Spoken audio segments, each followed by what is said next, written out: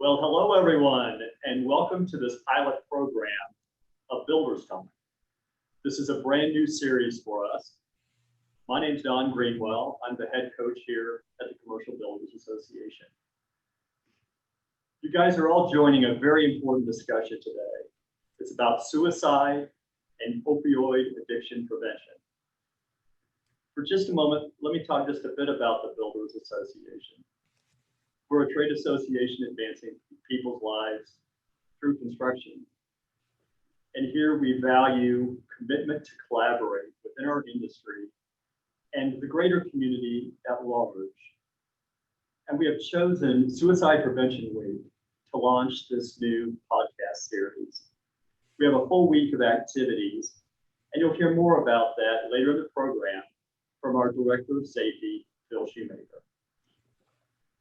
Many of us have very deep personal stories of experience with this dark topic, including our panelists. So I encourage you to please participate in the real-time survey we're going to be doing during this program. Please listen to the panelists to learn their experience as they lean into their vulnerabilities to help others. So let's roll. Our moderator today is Kiona Sinks, founder of Elevate Consulting, creator and on-air personality of Up Next with Kiona. She's one of the emerging influencers and community leaders. Please welcome the very talented Kiona Sinks. Kiona? Oh, what an introduction, Don. I don't know what's funny this weekend, or being a new dog mom, or the virtual applause. But thank you so much. Again, my name is Kiona Sinks, and I'm super excited to moderate today's conversation. And first, we're going to lean into our first, I guess, half of this series that will be by none other than Beyer, who's going to talk about risk management and just a lot of different things during this first hour before we get into our panel discussion. And so he's going to kick us off, and I want you all to keep in mind during this chat, I know it's virtual, but you can drop some comments, drop some questions. These things will be filtered in on behalf of the Builders Association.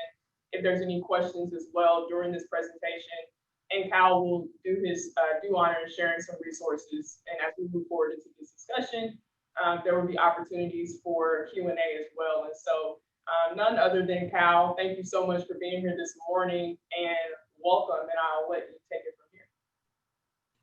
Kiona, thank you very much for this opportunity to join you today, Don Greenwell, and our other esteemed panelists. It's a privilege to be partnering with the Builders Association today in advance of Suicide Prevention Day, which is an international event on the 10th of September annually every year. This is a very important topic in the construction industry, and we'll talk more about that. We decided to call this program Shining Light on Suicide Prevention. It's something I've been doing for many years in the workplace. My first workplace suicide prevention project dates back to the early 1990s. I was working as a municipal risk management professional, and I had the opportunity to do suicide prevention assessments in jails. That grew out of a behavioral health project with police officers and first responders on mental health and suicide prevention. Post 9/11 and then post Hurricane Katrina, I became increasingly concerned about the impact of trauma on the psyche of construction workers. At that time, the majority of emphasis was placed on first responders, and construction workers have always been essential workers. And so I noticed that these risk factors existed in our industry as well. After many years of trying to build this into safety, health, and wellness culture, I went to work for a construction company here in the Pacific Northwest, where I still reside. It was a company that was a hot mix asphalt producer and a paving contractor. And I came in from the outside with the vision of baking mental health and suicide prevention into our safety, health, and wellness culture. I used this book called Safety 24/7, It turned out to be a really good method to get the attention of leaders, supervisors, and our field employees. This was a union contractor. We were signatory to 3 different labor unions. And the first thing I did is went to the labor unions and let them know you might be here about us doing safety differently. And we were going to talk about topics that historically had been elephants in the room: mental health, substance use, and suicide prevention. I wanted them to understand and to buy in. I shared with them how this book, Safety 24/7, was how we were going to personalize this transforming safety culture. And what I really liked about the book is it talked about safety at home, work, and play. We were a seasonal contractor. We get heavy rains in the winter out here, probably to put out the forest fires here in the Pacific Northwest and elsewhere. But this was an opportunity for us to teach our employees our caring culture, that we cared for them even when they weren't at work. And the other powerful lesson of this book, personal responsibility for safety and shared crew accountability. And we started building in becoming my brother and sister's keeper into our safety culture. That worked really well. It spread like wildfire. People were passing copies of the book, and ultimately it was determined every new hire would get a copy of that book. It turned into a tipping point nationally for us in 2015. I went to Denver to meet a company called RK. They're a mechanical contractor. At the time, they were the only company we could find that had previously built mental health and suicide prevention into safety culture. So a gentleman there is their VP of operations, and he's their COO. His name is John Kinning. I shared with him how I was using Safety 24/7, and he and I coined this phrase that became our tipping point. Most companies and most labor unions talk about having a Safety 24/7 culture. We talk about getting everyone home safe at the end of a shift. But for people at risk of mental health, substance use, or suicide, we need to focus on getting those people back to work safe from home. And that was a turning point. People realized that we were serious, because when people are struggling at home, they're suffering in silence. Maybe it's the stigma of asking for help. Maybe it's the fact that they're isolated, alone. Maybe they are suffering in silence with an existing underlying mental health condition. 20% of the US population, adults, have that underlying mental health condition. Maybe they've been stigmatized, criticized, blamed, ostracized in the workplace, perhaps even bullied. And if we really are committed to Safety 24/7, we want to get them back to work safe from home so we can take care of those individuals. Either an employee assistance program or a member assistance program with the union, or a supervisor that expresses care. John Gall, one of our panelists today, he and I have talked about the importance of active listening and being empathetic and compassionate and being able to offer help to employees. We'll talk more about how to break the stigma in our companies. In 2010, I was appointed to the National Action Alliance for Suicide Prevention. I serve on their executive committee, and I was the co-chair of their workplace task force from 2015 to 2017. However, this moved from a professional cause to a personal cause, and I learned a lot about leadership. I thought I'd always been an effective leader on this topic, and I recognized I wasn't bold enough. For about 10 years, I was afraid to use the S word at work, suicide. I talked about mental health and well-being, thinking that I was meeting people at their point of readiness. When they were ready to talk about suicide, I'd be there to lead them. When my friend Jeff, the big dog, passed away from suicide, I recognized I needed to be bolder. None of what I've done is out of guilt. It's out of leadership, this extreme sense of we can do better, and I can help use my voice to bring hope, help, and recovery to others. Jeff's family at his memorial service talked about his lifelong struggle with depression. And I knew Jeff to have other issues because I'd hired him in the workplace and had been his manager, and we grew a tremendous and close friendship. He's the person who took my children fishing. He's the person that brought me joy as an adult. He brought me this sense of understanding and appreciation. And suicide took that from me, but most of all, his family. You'll hear from our panelists today to describe the pain of losing a child or a sibling. Nevertheless, losing a friend is still a loss. His family asked me to make my voice a little louder, to help other families not endure the pain we were feeling. And I appreciated them including me in with that family. What I learned from Jeff, unfortunately, is the masks we wear. And I really understood sometimes some of us wear many masks, many layers of masks, and we have to help people feel comfortable to take those masks off. And we'll talk more about that in the importance of stigma. But mostly what happened in 2015 is I declared war on suicide. And I said, if you're going to take one of the good guys, next time you go through me. And I changed my entire career choice. And now I'm working full-time in workforce risk and worker well-being. I work for a company called CSDZ, and we're part of the Holmes Murphy family of companies. I started this new job on February 16th, and we have had an opportunity to help a lot of employees during COVID. Speaking of COVID, I mentioned that we're all essential workers. This has been one of the tough challenges that we've heard. There have been some job site disputes wearing face coverings.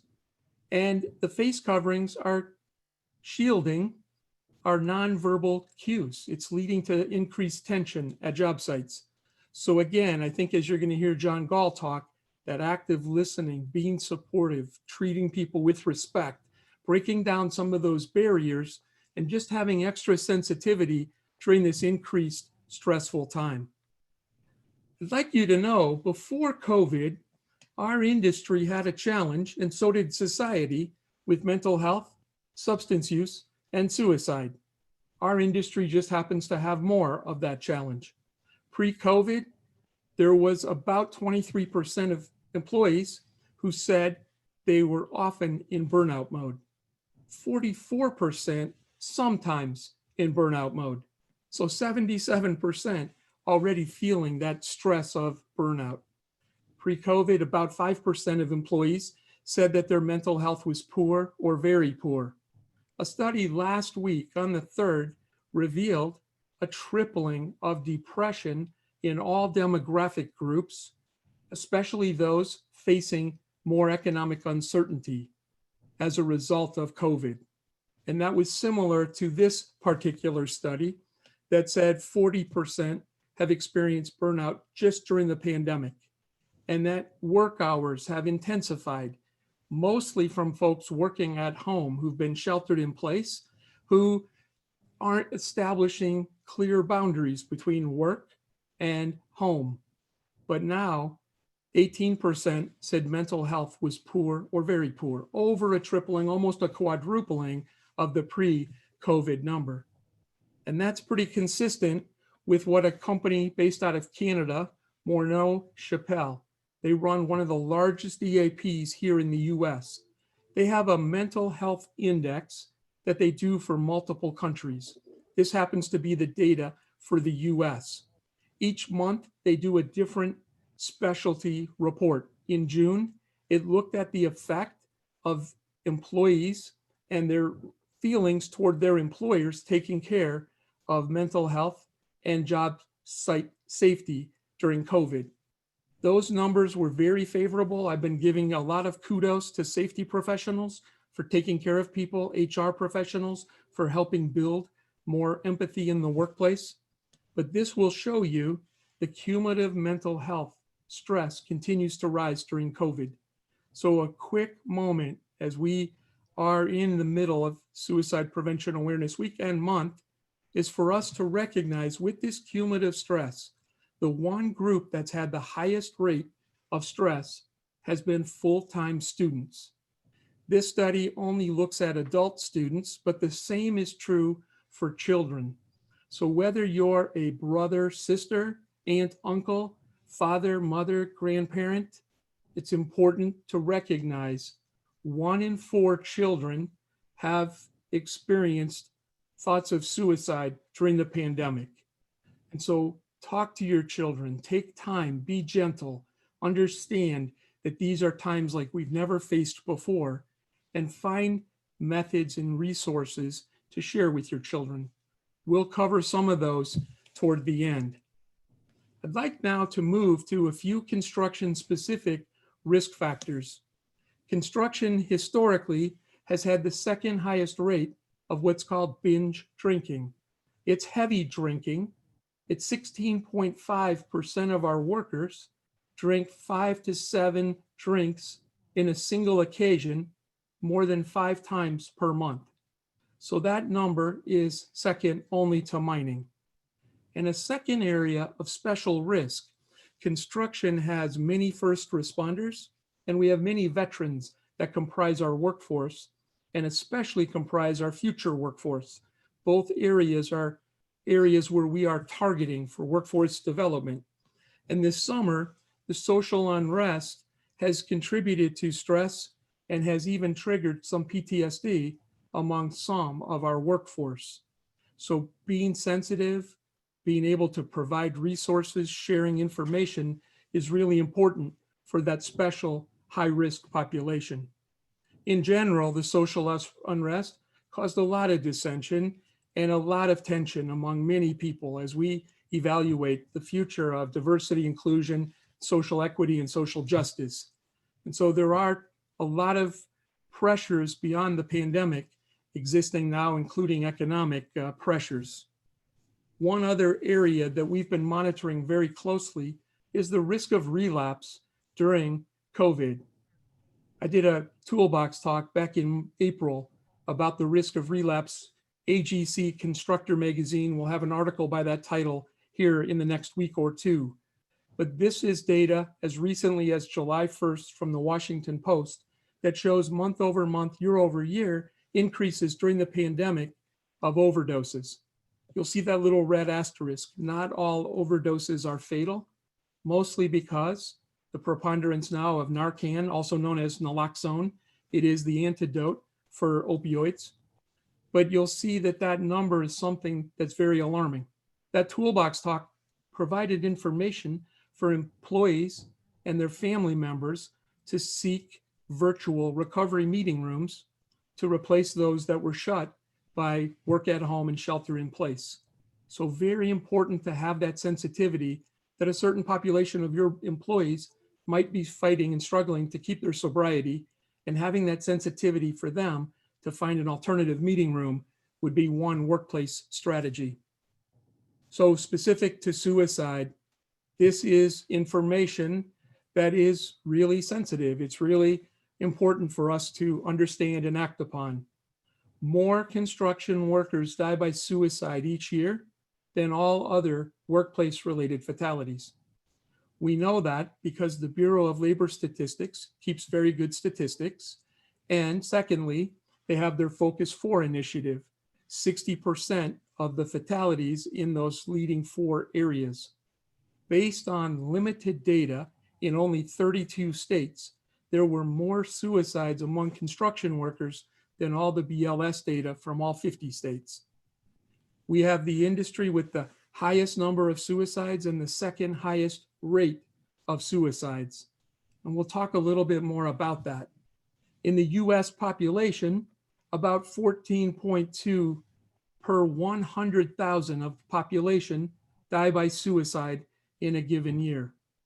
That number has increased by 35% since 1999.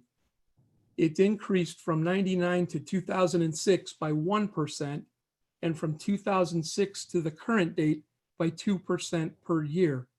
Traditional methods of suicide prevention aren't working. The workplace is the next frontier of suicide prevention. It's a non-traditional approach, and if we make this part of safety, health, and wellness, we can bring employees hope, help, and recovery. So our rate in construction is 3.5 times greater than the national average. And that's a minimum number. Here in Washington State, I worked with the health department and the governor's office to get data from epidemiologists.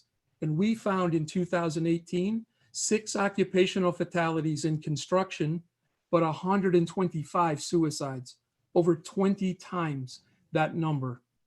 So nationally, it's estimated over 5,500 suicides among construction workers or retirees each year, and that amounts to approximately 15 suicides per day. John and Vanessa, our other panelists, know that these numbers are frequently understated, and they just reflect the tip of the iceberg.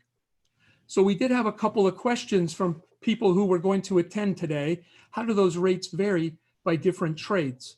So I pulled out data from the Centers for Disease Control and Prevention, and I put just the top 9 rates for trades. I always hesitate because this doesn't reflect the people and the survivors, and it could be skewed by a higher number of suicides among a smaller base of employees.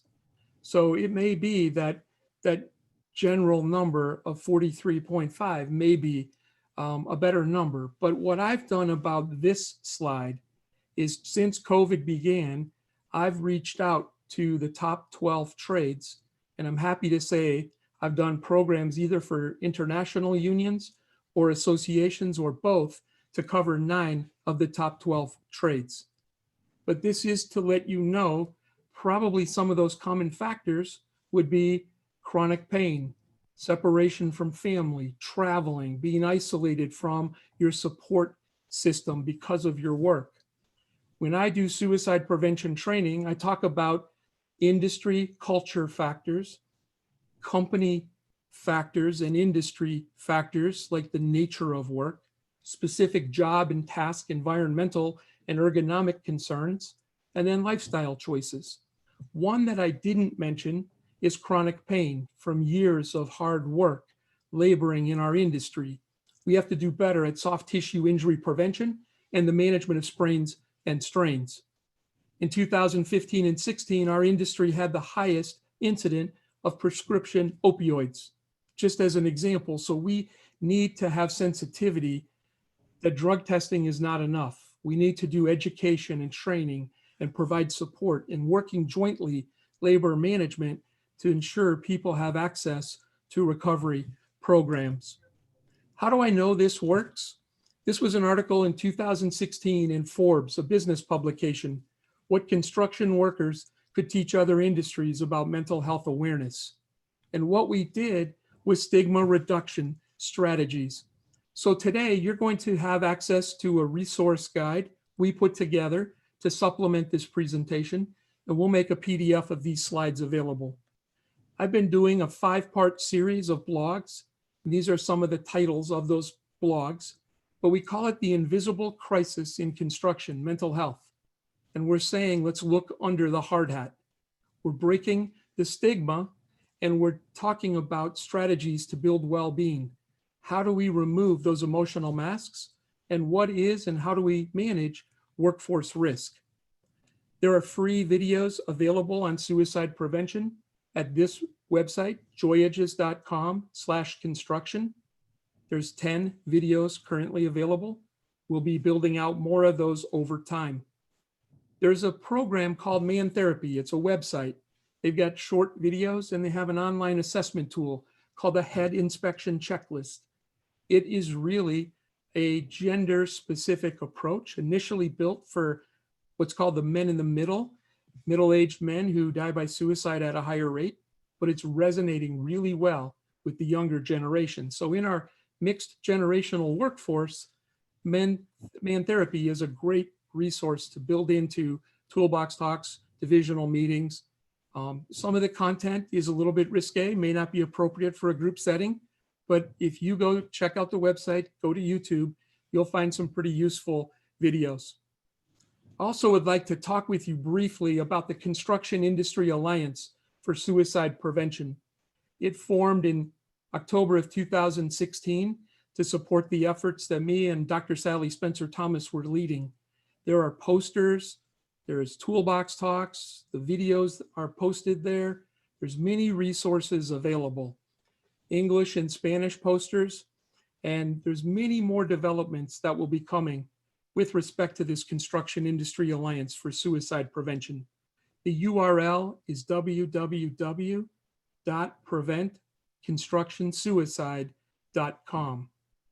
So as I wind down, I'd like to share one of those stories of hope, help, and recovery. A gentleman named Kevin HINES.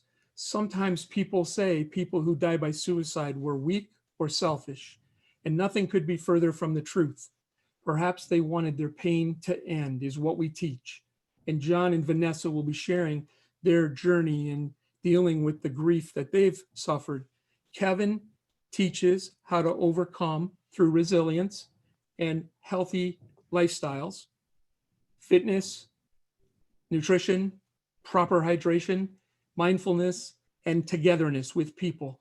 He goes to college campuses, military bases, community events to share his story of surviving a jump from the Golden Gate Bridge. If you go to the Kevin HINES story, you'll find this story and more. He's got a full-length feature film. He's got a book called Cracked But Not Broken. That film called The Ripple Effect is a powerful tool that talks about his workplace passion to help people. And what I would say, he said survivors have regrets. He knew within a tenth of a second of leaping over that bridge that he had regrets. He thought of his father, his mother, and he talked about a priest in his church. So a couple other things that can be done simply in the workplace: wallet cards and hard hat stickers, things that we've used to do toolbox talks here in the Pacific Northwest. The middle slide is something I called pocket packets. I took those out and did job sites even for contractors that weren't the employees of my company, various trades, various projects, union and non-union, and it resonates with employees. The last thing I'd like to share with folks is I'm really excited to announce, in conjunction with the Center for Workplace Mental Health, we have 10 organizations, one's not shown on this slide, that have agreed to sponsor a mental health survey in October of 2020. And this is going to be an opportunity for us to have a unified front coming out of COVID. So my contact information is here. Kiana, I'm going to turn it back over to you in case you have a question or two before we introduce our panelists. Yeah, thank you, Kyle, so much for the presentation. And just one quick question for you before we transition to Vanessa and Kyle and doing those introductions. Right now, that was a lot of information that you were able to provide for many people across the construction industry as we see where we are currently in the climate of our country and how just mental health has always been important. But as we see moving this conversation more to the forefront with a lot of, like you say, face masking and things that we can no longer push to the side, what are things right now within the construction industry that executive leadership and people that are in these spaces and can start moving from the top to the bottom to really be sure that this is something that we should pay more close attention to? I mean, the numbers are very alarming, as we know. And so what is a take action right now that people can start addressing and making strides to that? Kiana, thank you. I think the most important thing is to recognize that this is an issue and decide to address it in your company. So meet with your senior leadership team, bring safety, HR, operations together, ask them to build a suicide prevention program and build this into your existing programs and practices. So one easy way to start are those posters. Another easy way to start is to share wallet cards in the new hire orientation program, toolbox talks on the job site, safety stand downs, end of season meetings or pre-season meetings when the season begins again in the spring. You have time to put a program together that can be very thoughtful. And we're going to share a video that could be used in conjunction with Safety Awareness Week. And I think that would be something that would be useful. It's a 2-minute video produced here by the Washington Department of Labor and Industries. It highlights both suicide and opioids. And Kiana, thank you. I look forward to hearing from John and Vanessa as well.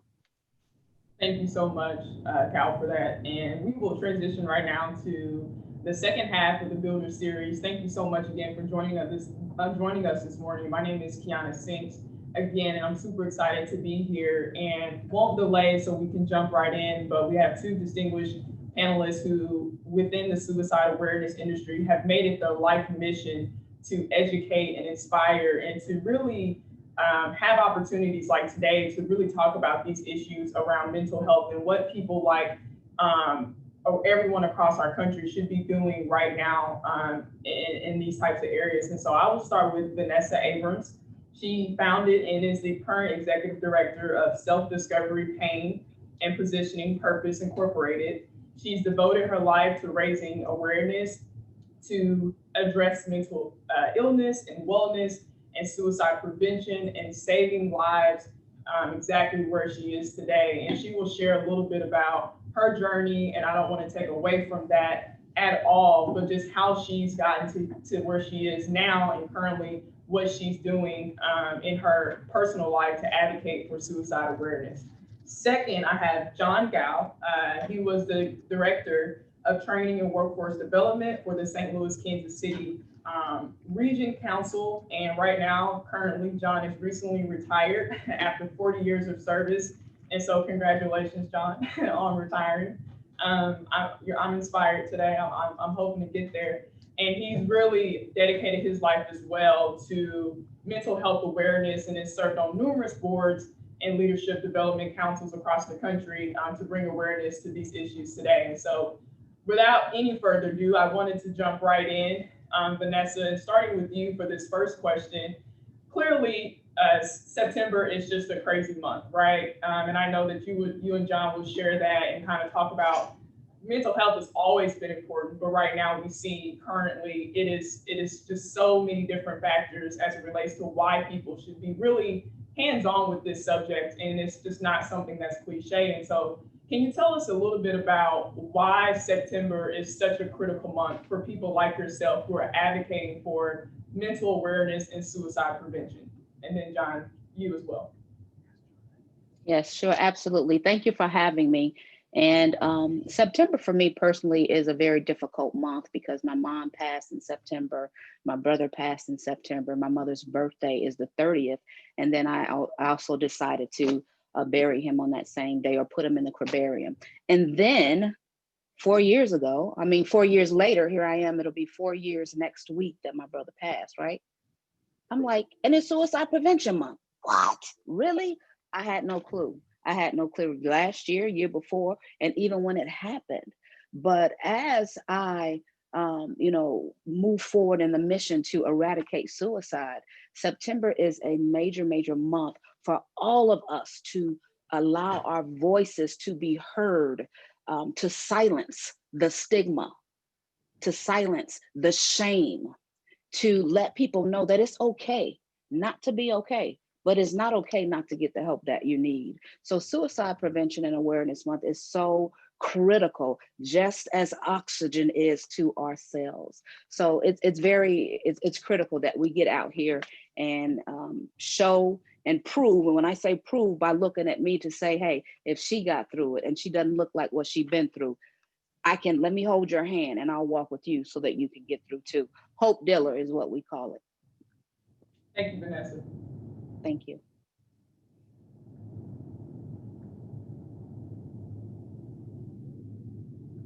John's on mute. Yep. John, we're going to get you unmuted here. As a follow-up to Vanessa's comments, I would like to say that having worked on this matter for a number of years, actually starting out in the probably 10 or 12 years ago, seeing apprentices coming to the school on a weekly basis with all sorts of issues, it became clear to us that we needed to do something beyond training with regards to physical safety. As Cal alluded to earlier, safety is well beyond that. We were not properly addressing the mental aspects of safety. And the research that we were doing up to that point with Washington University in St. Louis was mainly on those physical aspects of safety, slips, trips, and falls, things of that nature. And I could write about the time of the Great Recession. They came to me and said, we really need to look at the whole person, 360 degrees. And they couched it in this new language that was coming out called total worker health, meaning that when someone comes on your job site, they don't leave their personal problems at the gate. They bring on those issues onto the job site. So to think that their mind is totally focused on the work is far from reality. Their point that they were making was that if we're truly concerned about the safety of that individual as well as others, and from more of a corporate aspect, if you're truly concerned about productivity and profits and things of that nature, then we're failing because we're only addressing one half of the safety equation.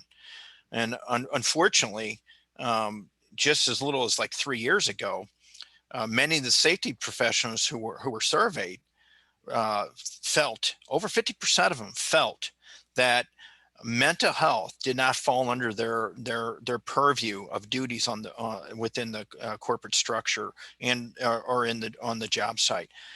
So the stigma, the culture, whether it's the fact that we have nearly 70% of our workforce are males, the machoism and things of that nature.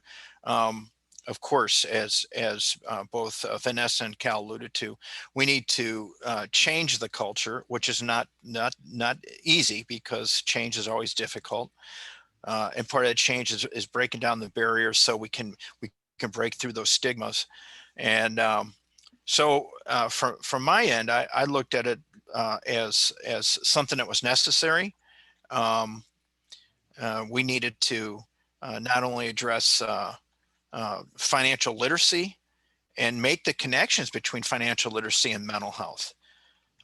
As I talked to this group as we were preparing for today last week, I hate to say it, but more often than not, money is the root of all evil, and it causes a lot of problems in our lives. It causes a lot of stress.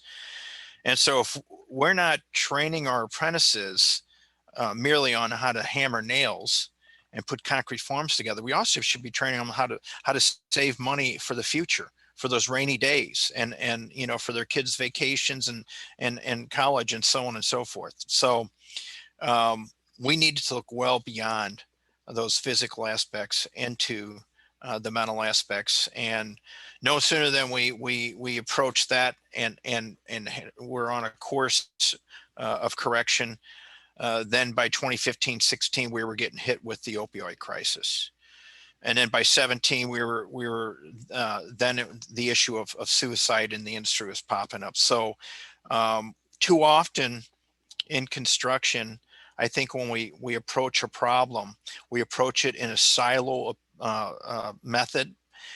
And I keep trying to profess to people that these are mental health issues. So we shouldn't put mental health in a single bucket and suicide in a single bucket and opioid abuse or addictions in a single, but these are all under the umbrella of mental health. So some great efforts going on. I think you have other questions that will allow us to elaborate a little bit more. So I'll turn it back over to Kiona. Yeah, no, thank you, John, for that. And I wanted to kind of make this, I guess, a connection or draw the symbolism between construction with the Builders series today.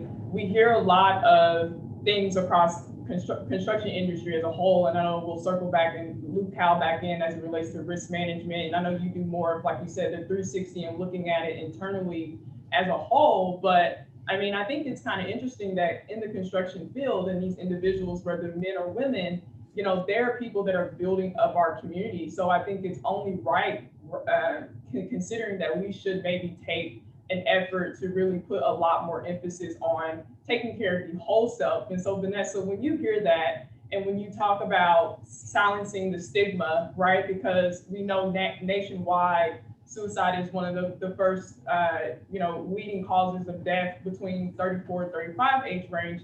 But there's a lot of data that shows, obviously not including with survivors. And so as a survivor and currently being here and showing just your strength and just your personal testimony, what would you say right now to HR leaders, management, executive people around tailoring resources directly to people in the construction industry? Because we see that there is a problem, and I think now more than ever, we can't move forward and not address these things in a more concrete way. That is a great question, Kiana. And I would say that every organization, every company has a mandated quarterly course that needs to be taken. Not only a course, something that is more in depth, where there is an option to have one-on-ones, personal one-on-one, so that we can get to the niches and the nitty-gritty of things. I would also say with that, to have some sort of confidentiality, HIPAA clause to go with that thing, simply because many people are afraid to speak up in the workplace. When I was in corporate, afraid of being blackballed, or afraid of being the information that I may have shared with HR, the EAP, Employment Assistance Program. Somebody in there knows my boss, and so on and so forth. So my story gets back and it circulates. No, that is something that can continue to make the stigma even stronger and make us continue to be silent, simply because we don't trust another person with our pain. And that right there is a tip or a trigger to push someone over the edge all by itself, when a person is already broken. But I'm coming to you in my truth and transparency, and I am at my wit's end. What can I do? And then you divulge, or you or that person that I open myself up to will go behind and do some things that is not conducive to my mental health and wellness. It's been done. I'm a witness. I am a witness. It's been done to me. And because of that, I've learned, because of my experiences, good, bad, ugly, and indifferent, I've learned the way that I treat people is the way I want to be treated. When someone in the workplace, and I'll tell you this really, really quickly. When I was in the workplace a few years ago, my last workplace, major insurance company, I felt suicidal. I got up, and this was a little bit shortly after my brother passed. So this was 4 years ago. And I tried to go back to work maybe that next year. I went and I got up. I walked to the window. Mind you, we were on the 14th floor. I wanted to jump out. And that's what I said. I said, I just want to jump out the window because I cannot take this pain. I can't focus, and then I got up and went into a private room and called HR and said, hey, I need to get off from work, and haven't been back since. So it's so critical. It is so critical. Once again, it is so critical to have resources in-house as it relates to suicide prevention, because suicide, unfortunately, it is becoming the next thing now, and I'm so sad to say that, because it hurts me to even hear about it. But if we don't meet the people where they are, we will lose them. Yeah, thank you for that, Vanessa. Then, Kyle, we're going to loop you in, but I just have one follow-up question for John before we do that. John, what does it say about, HR, or maybe just executive senior leadership? Because that is a reflection of right now, currently, what resources, maybe if they're there, if they're being shared, if they're being allocated or pushed forward. And I know you served and you've been in many numerous leadership apprentice programs, trainings, the whole nine as it relates to construction. And so what does that say currently about, those things not being at the forefront? And maybe we just need to start kind of tailoring those things, as you said earlier, not just the 80-20, right? It's the 360 as a person, because when I come to work, I'm not bringing half of me, I'm bringing all of me to that construction site as a whole. Well, I'd have to say that I'd have to approach this from two different angles. One being that because of the research that we did through Washington University and St. Louis on the physical aspects of safety, we had models that we already knew worked. And we knew those models had to include not only a bottom-up approach, but a top-down approach. So you needed to first get the blessing from the upper echelon to move forward with whatever type of study or training program you were going to try to change or implement. With that being said, once you got the support in the boardroom, you knew that you could start with the apprentices because they were always a captive audience. That's one place you could, train up a lot of people in a pretty quick manner, whether it's a 2-hour or 4-hour, 8-hour training, because they're, again, a captive audience. And then that word gets out in the field, and it starts to spread its fingers and tentacles out in the field, and it raises interest out in the field. And then it brings journey level workers back into the school for upgrade training. What we also found was you also needed to reach middle management. So when I say middle management out in the field, I'm talking about superintendents and foremen. And so we actually had to not only once we created the training program for the apprentices, we had to alter that training program for those first line supervisors. So they knew what was going on and the direction we were moving as an industry in that particular region. So it's a multi-pronged approach. I made a comment before we started here today, and I think so. The way I'm going to divert from what I just said was down another pathway, and that is in most of the training that you will experience with regards to suicide prevention. And I don't care if it's mental health first aid, QPR, living well, whatever it is. They're going to make sure that, especially in the area of construction, since we are all builders, whether you're white collar or blue collar, we all are fixers. We all know, the solution to the problems that are out there. This is one time that I have to request respectfully that you step back from that fixer attitude. And I know it's a cultural thing and it's tough to do, but we really need you to stop trying to fix all the problems out there. This is one time we have to ask you to stop and listen, because that person, like Vanessa said, has their individual specific needs, desires, and wants. And it's very difficult for us to take that new role as an active listener, to actually really open our minds and allow what they're saying, not to use our judgment against them by what they're saying. And so if we do that, studies have shown by doing that intervention, those individuals who had suicide on the mind often go in a different direction. And they've done follow-up studies 3 months later. And the vast majority of those individuals do not complete the task. Why? Because someone gave a damn, excuse my language, Don, but someone cared. And that's all they needed in their life, was someone to listen and help them walk with them side by side to receive some help.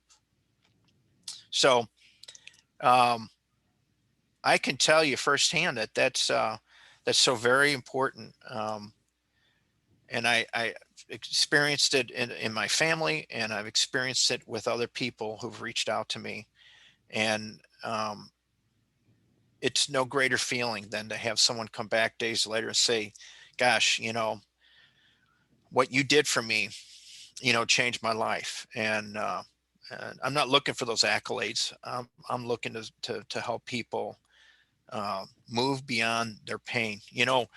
We heard from Vanessa, we've heard from Cal, the word hope. That word hope keeps popping up. And recently someone told me, when I'm talking about suicide, how about using the acronym HOPE? Hang on, pain ends. So that's a good one. They also said to me, hey, you know what about this active listening? Here's another acronym for you, WAIT. And because we're all fixers, WAIT stands for, why am I talking? So it puts you in your place. You need to step back and listen, not hear, listen. So I'll give it back to you, Kiona. Yeah, no, thank you, John, and that's great. I think a lot of people can use that and take it to practice, but thank you for sharing, and Vanessa, thank you also for sharing with us. And Kyle, coming back to you, I know you gave us in your presentation just a wide kind of spread about risk management and just showing us numbers and data that kind of matches a lot of what John and Vanessa is talking about. And so as it relates to, I think to John's point, we're all doers. People who are in the construction industry knows exactly how to do it, when to do it, why to do it. But taking this pause in a way that, unfortunately, we don't know how to fix this, right? So we need to let people like John and Vanessa intertwine and kind of have an opportunity to do so.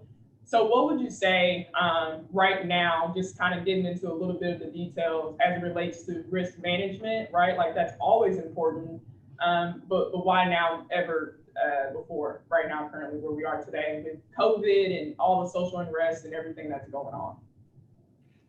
Definitely COVID has compounded the stress and the anxiety, all the uncertainties, the economic pressures, all the things that we've experienced. It's just really important to give our employees that safety net. So this is really that caring culture, and it's about human capital risk management. Many construction companies say people are our number one asset. This is a way to demonstrate that through empathetic action. So slowing down our communications, being really intentional, letting people know that you hear them, you see them, you feel them.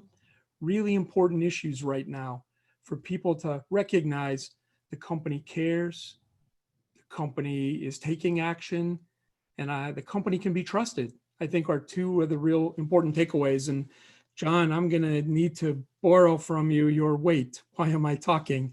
It's a really important message, but we're teaching companies how to cascade that caring culture through reassuring language, and empathy has been proven to build trust. And if we can have employees trust leaders in the organization, they're more apt to seek care and accept care. And that's where the hope comes from. It's hope, help, and recovery. And it starts by breaking that stigma. So thank you, Kiona. Yeah, absolutely. And Vanessa, so knowing that obviously suicide's a problem, September is a big month. So now we know the why and the issue, let's get to the solution.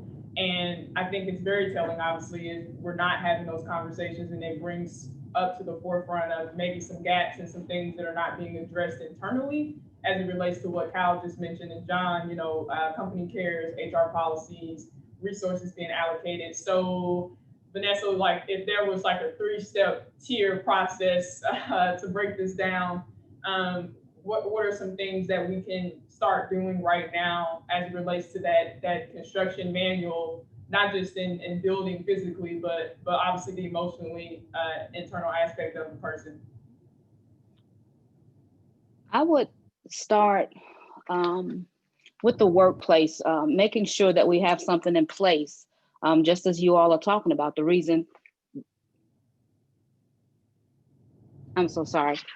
for this forum and the summit, we need to start there first. Let's talk about it. Let's get comfortable talking about the big pink elephant in the room that don't nobody want to talk about, that you feel like dying sometime, or that you feel like you losing your mind, or you're hearing voices, or you just don't feel like yourself, or any of that pertaining to your mental health and wellness. So the first step is to, you have to first realize you have a problem. You have to understand that I got some issues. And if I don't get them, as I just said, it's okay not to be okay, but it's not okay to not get the help that you need. So first thing, we got to understand, I got a problem.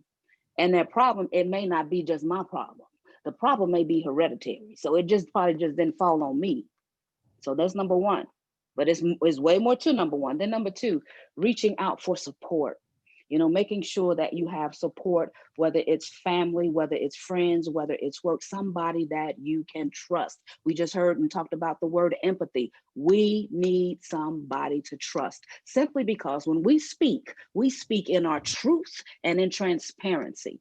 And trust and believe we are open as we are just as open as when a surgeon cuts open my chest and my heart is open. That's how open we are. And as a matter of fact, bleeding with that pain, despair. Lastly, if you feel like taking your life, you make sure you get to the hospital, you dial 911. I know the 988 number, which is the new suicide hotline number, you know, calling that number when you feel like that you are a threat to yourself or someone else, making sure that you reach out to somebody and or have an accountability partner that even when texting, you know, a person, if you really know a person, John, if you really know me and we really know each other through a text, you would know, Vanessa, something ain't right with Vanessa. I need to check in with Vanessa because this text, it didn't feel right. What she said didn't look right. And then he calls, hey, Vanessa, you good? Are you okay? Because I didn't feel, you know, I didn't really feel good by that text message. Having those type of people on speed dial is so important. On speed dial, because in a minute or blink of an eye, you can take your life and other people. So it is so important. And that also sticks to my tagline: no shame, no silence, no stigma, no suicide. All of that sticks with that timeline of first identifying that you have the problem and then getting the help, the tools, the necessary resources, and then also, if necessary, checking yourself in and making sure that you have a strong, you have to be strong. You have to be a strong, willing, patient, loving, unconditional loving person to be able to go through this. Thank you, Vanessa. I'm going to transition into some of our questions that a lot of the viewers were able to submit into the Builders Association and sent ahead of time, and ask you all just your thoughts as we kind of enter the last half of this. One of the questions that someone submitted was, how do we normalize mental health, and how do we work suicide prevention into construction contracts? And so making that a top priority where it's mandated for a company or whomever, developer, to have that at the top of their list. John or Cal can take it. Well, I would suggest that a place to start, especially if you're dealing with a unionized workforce, is to first get it into the union contracts. They all have, to my knowledge, trusted health and welfare plans. And I know some trades in the state of Missouri have been a little more proactive than others with regards to issues of mental health, suicide prevention, and opioids awareness. So that's where I would begin. And, you know, more often than not, when it came to issues of safety in the past, it was the construction buyers, it was the owners of the product that we build, who were the ones that pushed for drug testing 15, 20 years ago on the job site, who 10, 12 years ago were pushing for the OSHA 10, the OSHA 30 on the job site. So I don't think you're going to get resistance from them. So again, you may have to come from it from a couple different angles in order to get it into the contracts, but it's certainly a good place to start. Cal may have more specifics. John, overall, I agree with you. I've been working with the Construction Users Roundtable at the owner level. One concern contractors have is building it into the contract as an unfunded mandate. It could increase, additional training costs, could impact budgets. We tell people this is about saving lives, but I always worry about things that are mandated becoming minimum standards versus things that are discretionary acts where people are choosing to do something. So I've been working with a number of labor unions across the country to build this into their programs. I love what you've done with the apprenticeship. You gave so many good examples. You were an early adopter in that area, and it is easy to populate it that way. And then I think build it into the cooperatives. So I'll give you one example. The International Operating Engineers has done a great job with a program called It's Time to Get Uncomfortable. Local 478 out in Connecticut started a program. It turned into peer-to-peer training. The Smart Union, a gentleman named Chris Carlos, done a great job building peer-to-peer networks. Union Pacific Railroad, slightly outside of construction, but kind of a similar demographic, has done peer-to-peer training. And most recently, there's a program called Finishing First, which is a labor management cooperative initiative with the International Union of Painters and Allied Trades and the Finishing Contractors Association. And they've been tackling those issues together through a program called Helping Hand. And a couple of the areas in the Carpenters, John, up in the Pacific Northwest, has a program about changing the construction culture also. So there's a lot of these initiatives. Jump on the bandwagon, find one that you think would work, and partner with other contractors, other labor unions. But it's really dynamic to see all the change that's happening. And Cal, wouldn't you say that in light of the COVID pandemic, I think we've seen more moves to telemedicine, including teletherapy. And so it's kind of opened an avenue that might have not have happened had it not been for COVID. So there, you know, as bad as COVID is to our psyche and our lives, I think this is one thing that's going to happen, that's happened, that's going to remain. I don't think they're going to pull back from that portion in the insurance plans that have adopted telepsychiatry. Yeah, and I'm sorry, I was telegraphing by smiling your comment. I had some contractors say, darn it, there goes my last excuse. How can I say I can't do telehealth if it's 24/7, including weekends? The barriers to care have been a problem, right? And the hours that we work are very challenging to get in to see doctors. And the cost of going to urgent care rather than having reasonably priced programs. So John, I think you're right. Telehealth appears to be here. And I think it's going to be a positive impact for our industry. And it hits home on Vanessa's point about the stigma. There's a lot more privacy, me doing it on my phone in my bedroom, as opposed to driving my red pickup, you know, with the spoiler on it in front of the doctor's office, and 10 people from the town coming by and seeing my pickup there, and they know what that doctor specializes in. So I think that's really important to keep in mind. Or John, having to go to your foreman to say, hey, I need to see a doctor. You just went to the doctor. Yeah, this is a follow-up. How many more of these follow-ups? Until we build that caring culture to follow. I agree 100% with both you and Vanessa. And, if I can interject real quickly, I'm sorry. And it starts at the head, you all, it starts at the head. We got to get leadership. We got to get that higher management, the executive level, C-level management on board. First, we got to get them to understand mental health matters. It just ain't ran up in your house yet. But if you don't get that type of education and what you need as relates to when it happens, then, a person will never know. And that's one thing that I'm learning as well, that people that it has not happened to, it's not really important to them for some reason. So I just want to leave that there. Kiona, can I follow up on that? Yeah, you can. We got about 5 minutes, and I'm going to close it over.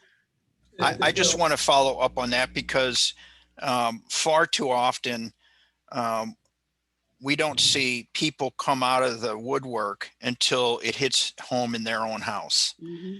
And I've seen that. I've seen it with the opioid crisis. I've seen it with suicide. And I know Cal alluded to some of these facts and figures earlier, but I want to remind people who are still on the call that basically, sadly, our industry, the construction industry, ranks #1 in many reports, #1 in suicide and #1 in opioid deaths. I also want to, be very open and honest in the efforts of full disclosure, share with the audience that I lost my son to suicide in March of 2017. His was sports-related concussions, multiple concussions in high school. Why do I bring that up? Why might some people say, what does that got to do with construction? It has everything to do with construction. Because as Cal alluded to earlier, in his presentation, early in his presentation, he talked about a couple of different groups that the 18 plus trades and different management associations around the United States, including Missouri, have focused on their recruiting efforts. And I bet you in the state of Missouri in the past decade, we've spent hundreds of thousands of dollars, probably close to $1 million on recruiting people out of those sectors. And what are the two sectors that we spent a lot of time on? Returning veterans from Iraq and Afghanistan, as well as college football players and high school football players who aren't going on into professional sports. And why did we focus on them? Well, because they all understand the nature of teamwork, of following a plan. They understand hierarchy and command. That's on the good side of the equation, as well as working in hot and cold weather. The bad side of the equation with those two groups that's common is they all have experienced, for the most part, head injuries. And I think we would be remiss if we did not consider how traumatic brain injuries is going to negatively impact our industry over the next 10 years. And I'm not trying to scare people off from hiring people out of those sectors. By no means. I'm just saying we need to do something now to prevent those tragedies later on. And I lived one of those tragedies. So if I can help prevent one of those, then I know my son didn't die in vain. Thank you very much, Kiona, for allowing me to have my say. And thank you all so much for just your expertise and sharing your morning with us, with the Builders Association for the first series of the Builders Talk. And I know that the work that you all do is so critically important, and there's not enough time in the day. We could talk about this all day and go into detail about why people need to further this work and what you guys amplify across the country and where you are every day. And so thank you so much. And I'm going to close it out. I'm going to turn it over to Phil Shoemaker with the Builders Association for closing remarks. Again, my name is Kiana Sinks, and thank you so much for tuning in this morning. Thank you, Kiana. I want to, on behalf of the Builders Association and our industry, I want to give a special thanks to Cal and John and Vanessa for everything you do. Your efforts are outstanding, and you've become a wonderful resource for us here on a regional level as we strive to move forward to start the discussion, break the stigma, and change the way people think about this. This week, we are excited that we have our first annual MOCAN Suicide Prevention, Opioid and Suicide Prevention Week. We've partnered with OSHA on this, and also a lot of our contractors that are members and other progressive organizations within our region. So we have a lot of information on our website, www.buildersassociation.com. We encourage you to go on our website and register if you're participating in some type of stand down for that event. With that being said, we are gathering data to help OSHA to try to bring this on a national level, that this week will be recognized by the Occupational Safety and Health Administration on a national level. So that's the importance of going in, registering your event, and capturing this data. Also on the Builders website, we have a lot of information on mental health and suicide prevention that we've accumulated, in addition to what Cal will be sharing. So we encourage you to go on there and look at that information to help and utilize as resources as you move on with your program, including the HARDHAT stickers with Builders. We recently have distributed over 3,000 HARDHAT stickers in the last week. Those are free. Give me a call. My contact information is on the website, and we would love to share that information with you to keep this discussion moving forward in our industry. With that, I want to turn it back to Kiana. Oh, wow. Thank you again so much, everyone, for joining.